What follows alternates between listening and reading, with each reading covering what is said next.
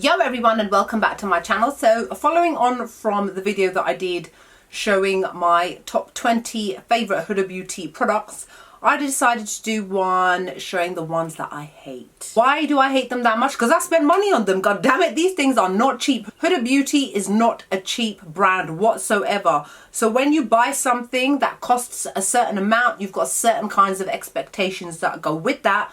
But unfortunately, these products that I'm going to show you fall very far short of my high expectations of a brand which is considered high-end because of where it is sold. In the UK, aside from all the online retailers, it is sold at Harrods, an upmarket department store, Harvey Nichols, an upmarket department store, Selfridges, an upmarket department store. Meaning your brand is being put out there alongside luxury items, luxury products, and she does market herself as a more luxury kind of brand. Let's be honest, Huda's brand is not one which I would consider affordable whatsoever. So when I know that I'm spending like up to 30 quid on a foundation, I have got very high expectations, as all of you should have. Now, considering that I had 20 different items to show you guys, for my favourites, I've got 5 to show you with the ones that I very much regret. So that is just a little indication for you guys of how many more better products there are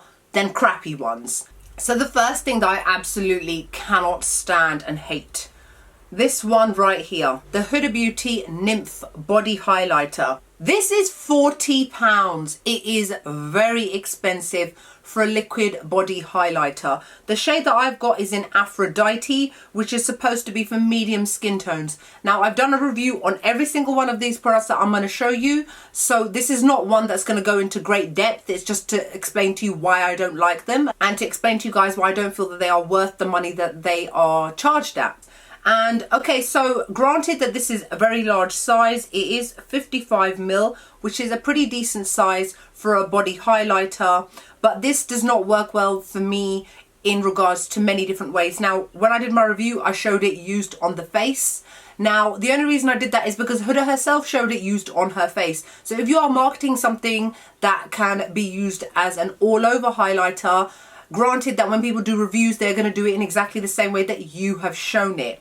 This is too deep for my skin tone to use on my face, and I am medium skin tone. But on the body, it worked a lot better and it looked a lot more bronzed. However, when mixed with my foundation, it made me look very ill, slightly greyish as well. And I just don't think that this colour is very representative of medium skin tones.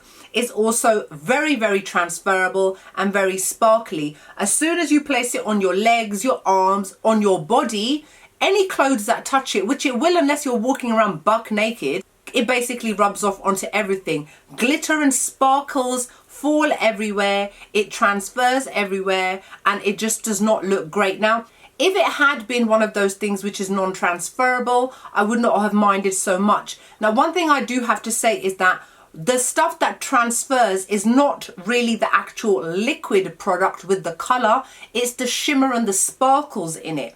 So it kind of is transferable but isn't transferable. But regardless, I don't want anything rubbing off onto anything. I wore this when I was wearing black, of all things. My black clothes got sparkles all over them. The only way to get rid of them was to put them in a hot wash. Next up, the foundation, the Faux Filter foundation. What an awful foundation this is. I have tried to love it ever since it came out. Was it the year before last? My shade is in Baklava 340G, which is a perfect match for me. It is a full coverage foundation, but it is one of those ones which is so thick you can feel it sitting on your face. It accentuates texture on your skin throughout the day. It looks awful. It makes you look aged. It's got that awful, very strong perfume smell that a lot of Huda Beauty's products have. It starts to go shiny after a certain amount of time unless you've set it with powder. And whatever the products are in this, and I think it's because, like, I'm just looking here, it says one of the ingredients is argan oil. Why would you put oil inside a product like this?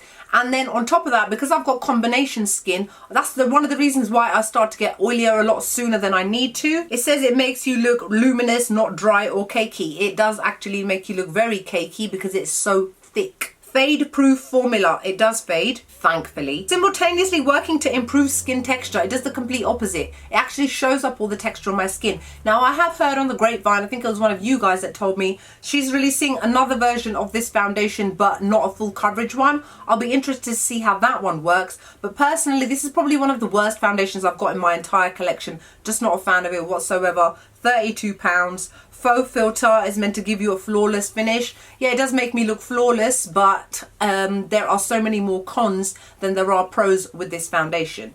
Next up are the lip strobes. Now this is the only one that I've got. Don't laugh at me, but basically I bought a whole load of them. I've done a review on it.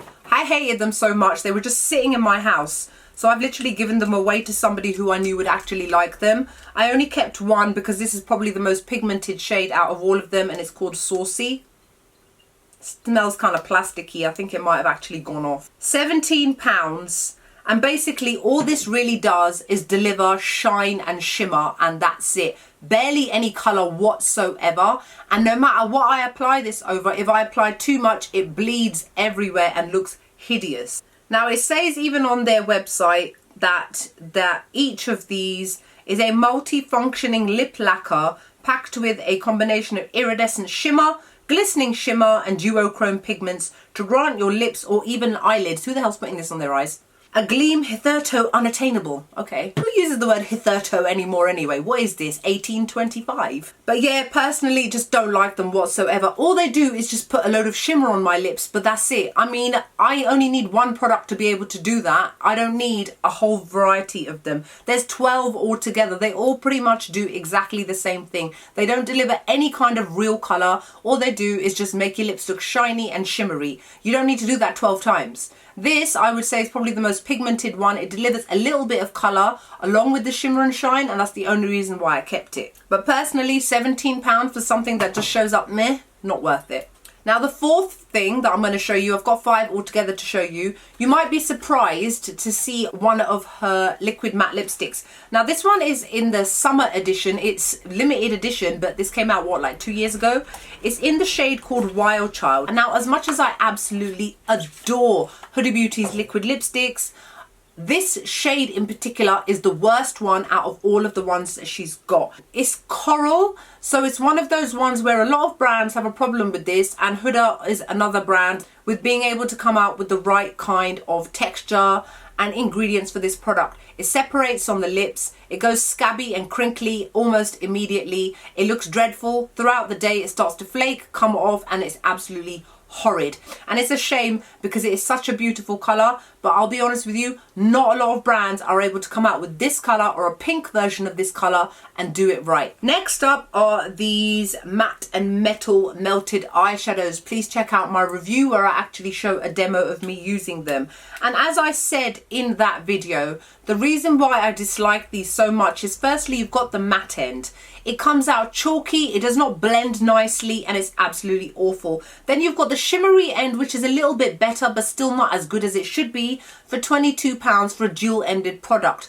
The shimmery end is very much a foiled liquid eyeshadow. Now they've tried to kind of copy Stila in a way, who've come up with their glitter and glow liquid eyeshadows. Those ones don't flake off, these ones do. Those ones you can layer them 100 times and they will just look more intense. These ones, if you layer it more than once, you can't blend it. It becomes lumpy and bumpy, and the only way to make these work is by using one layer. Now, if you happen to have put on a thin sheer layer, you're stuffed. You need to make sure you put on quite a thick layer, work with it quickly, and then it will look absolutely amazing. The matte ends, I would say, are a complete no-no, but the foiled ends are a little bit more workable. Now, the shades that I've got here is Bamboo Hoops and Faux Fur, Pink Champagne and Bubble Bath, and Private Jet and Shimmering Sunset. Now, don't laugh at me.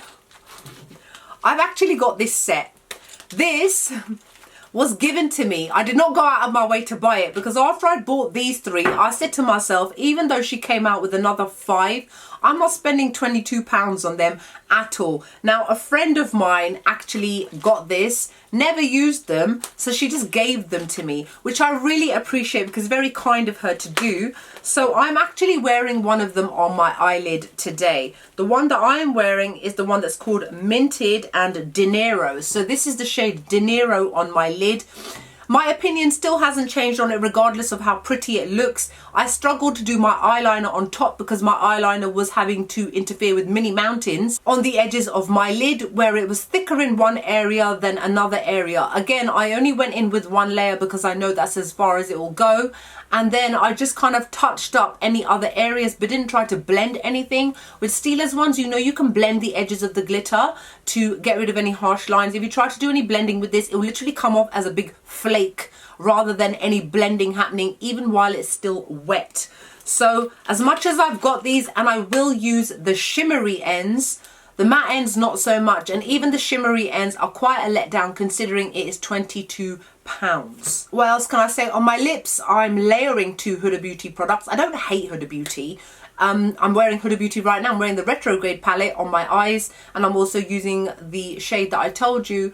And on my lips, I'm wearing Jet Setter liquid lipstick with Girls Talk, Girls Day, whatever it's called, Power Bullet lipstick on top of it. Mix them together, makes it a little bit nicer feeling on the lips. Let me know what your thoughts are about any of these products.